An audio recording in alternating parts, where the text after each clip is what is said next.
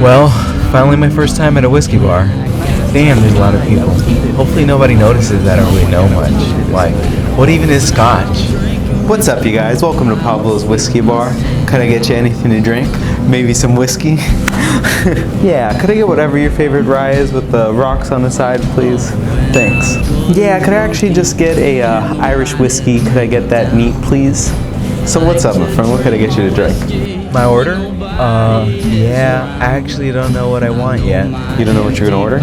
Do you not know about whiskey? Do you really not know? What the fuck are you doing here? Are you ordering? Do you not know about whiskey, you fucking nerd? Why are you here? Get out. Get out. Get out. Get out. Get out. Oh God, it was just a dream. Whew. At least I got off scotch free.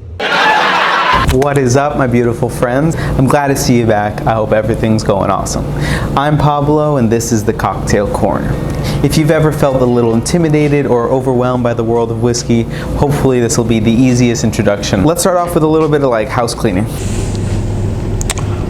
When a drink is neat, it's just served without ice. When a drink is on the rocks, it means it's served with ice. Let's start off with the United States. So here we have bourbon. Bourbon is dark and bourbon is special. Bourbon is dark because it has to be aged in new charred oak barrels. So that means that they make the barrel, they char them, and the first liquid that ever touches them should be the whiskey itself. That's one of the criteria. It's special because it must be made in the United States. The US adds its own terroir, just like champagne has to be made in Champagne, France, and it really affects the flavor. And lastly is that it must be made of 51% corn. The reason it's so important is that changes the whole flavor profile. I believe it gets corn syrup, obviously, but almost like a sweet cornbread when you think about the wheatiness and the sweetness of the corn intermingling with everything else it has to be made of. So the rest of it is called the mash bill. So 51% of the mash bill has to be corn. But enough talking about it. Let's go ahead and drink it and let's see what we think. Like a roasted banana. A little bit of acetone on the nose for sure. Smells delicious, smells like caramel. So if you've never sipped spirit before, go ahead and take 3 baby sips before you start really drinking it, because it'll get your palate accustomed to the alcohol. Yeah, I get kind of like a banana Foster's note. That's what good pussy sounds like. I definitely get some of the corn and like baking spices. Maybe like cinnamon, but not sweet cinnamon, just kind of, and it's definitely, in the world of whiskeys, gonna be a little bit sweeter than most. Try 1792 out if you want a suggestion. Good one, it's not gonna break the bank, but it's just delicious. To stay on one train of thought, we're gonna go ahead and go on to another American-made whiskey. This is gonna be rye whiskey. All rye whiskeys need to be made in the United States, and just like the bourbon barrels, or just like the bourbon, they need to be aged in new charred oak. The big difference, and it's a huge difference, is that this needs to be made with 51% rye. This bulleting 95% of their mash bill is made up of rye. So I'm expecting loads of spiced flavors, and I really recommend this one for an old fashioned. And if you are just now getting into whiskeys, try an old fashioned out. It's going to give it a little bit of a lightness and a little bit of an easier drinking experience. This is Bullet Rye right here. Yeah, on the nose, definitely not as sweet as the corn. It smells like seeds. Like it smells like the scent of a seed. It smells like caramel. Sweet dark bread. Well, let's taste it. Offhand, nowhere near as sweet as the bourbon. And just so you know, when I'm using words like sweet, it's not sweet as in sugar, because all the sugar gets turned into alcohol, but it's almost a smoothness. This is definitely going to have more complexity in flavor. It's going to be a little bit more like clove, star anise. It's going to be a lot more spiced. It's delicious though. This is definitely good for an old fashioned.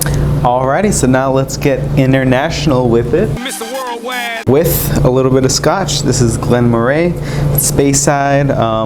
So let's start off with what makes a Scotch a Scotch. To be a Scotch, you need to be made in Scotland, aged at least 3 years in an oak cask. And the difference between this and the other two is, first off, let's look at the color. This is going to be a lot darker, noticeably darker. So if you heard what I just said, this needs to be aged in oak cask. It says nothing about new char. So most Scotch is aged in used bourbon barrels. Therefore, it won't get all the color, it won't get all the vanilla. Way different in flavor because it's not going to be as toasty, as dark sugar, as caramel flavored. And it's going to have a bunch of different flavors. Alright, let's go ahead and just shut my mouth and let's get to drinking. Okay, so most, if you'll see, it says single malt. Single means one distillery. Malt means it comes from malted barley.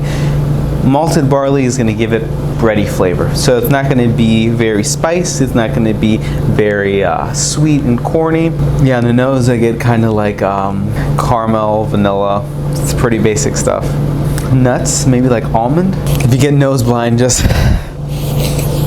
smell your arm. It'll help kind of reset the nose. Yeah, it's almost floral, strangely. Well, let's taste it. 2 hours later. Yeah, definitely bready. A little sweet though, actually. Strangely a little bit sweeter than the rye, at least to me.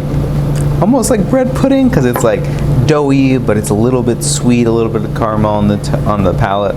Pretty good, really good. If you don't drink any Scotch at all, stay away from anything that's Islay or peated, because that will be an overwhelming information overload for you. So, Glenmorangie, pretty good stuff, not bad. Not bad at all. Alright, now let's move on to the last one. Alrighty, so for the last one we have Paddy's, which is actually an Irish whiskey. Irish whiskey is not hugely popular in the US, but what makes an Irish whiskey? It must be made in Ireland, which obviously is not crazy at all. So it must be aged in wooden casks for at least 3 years to be an Irish whiskey. And a weird little note that Irish whiskeys have is that it must taste, smell, and look like an Irish whiskey, which is kind of weird. You'll know an Irish whiskey when you see one. Irish whiskeys are known as like pretty whiskeys. It's gonna have floral notes, it's gonna have a lot of maybe citrus, stuff like that. So let's go ahead and taste it. Yeah, on the nose I get kind of like, almost like fresh grass, lemongrass. I'd say molasses, maybe like daisies. It smells really great. Very, very light flavor. I'd say citrus, some floral notes, molasses more specifically, but caramel in general. Very, very good. This is definitely the beginner's whiskey. So Irish whiskey is usually distilled a couple times. It'll get a lot of those huge tannic flavors out of your way. So it's not as bitter, it's not as complex. It's a little bit more straightforward for the drinker that's used to neutral spirit, like vodka or flavored vodka, which is technically gin. So if I was a beginner whiskey drinker, what I would recommend is start off with an Irish whiskey. This will really get you into the difference between a clear spirit and darker spirits, and if you're going into whiskey specifically, the difference between a vodka and a whiskey. A couple time distilled, a little bit of a lighter flavor on the tongue. Next, we're going to move on to a bourbon, which is going to add a lot of that oak flavor, a lot of the tannins from being aged in fresh oak barrels or newly charged oak barrels. On a sweeter side, so you'd be staying a little bit closer to the Irish whiskey in terms of drinkability, where it's just a little bit easier to sip on. After that, we're going to go ahead and move on to rye. That's going to take a little bit of that sweetness out of the picture and add a little bit of spices and complexity. And lastly, Scotches, because Scotches are a little bit on the smokier side. It gets rid of that spiced flavor, kind of, and it changes it into more of a smoked flavor. And that would be the most complex out of all of them. If you want to try something like a rye whiskey that's flavored, this one's actually really, really good. It's called Field Rye. It's actually made for the Field Museum here. It's made by Journeyman Distillery, and it's rye with a little bit of fig flavored infused into it. You do. Which is absolutely delicious. I hope this video was helpful. I made this for beginners, but I hope if you know a thing or two about whiskey, you still enjoyed it and you still learned a thing or two. please take these flavor profiles into consideration, because that is the most important thing about whiskey. Is, do you like it? That's it. That's what makes a good whiskey a good whiskey. If you like it, it's good. If you don't like it, it's bad. Don't let people tell you what to drink. Just like everyone has favorite foods, you're allowed to have a favorite drink. Don't let anyone tell you anything. If anyone talks shit about what you like, let me know and I'll fucking spank them. Alright? We do not drink shame around here. But thanks for watching the video. I hope you learned something again, and I hope to see you back in this corner of the world. Actually, if you like the whiskey video, we have a video right up here somewhere probably, or here, I don't really know. But it'll be a 3-way whiskey sour video. It's one that I made on whiskeys. And once you buy a new bourbon, or once you buy a new rye, anything, you might want to make something a little bit more fun out of it. So check that video out. But thanks for watching again. Take care. I love you.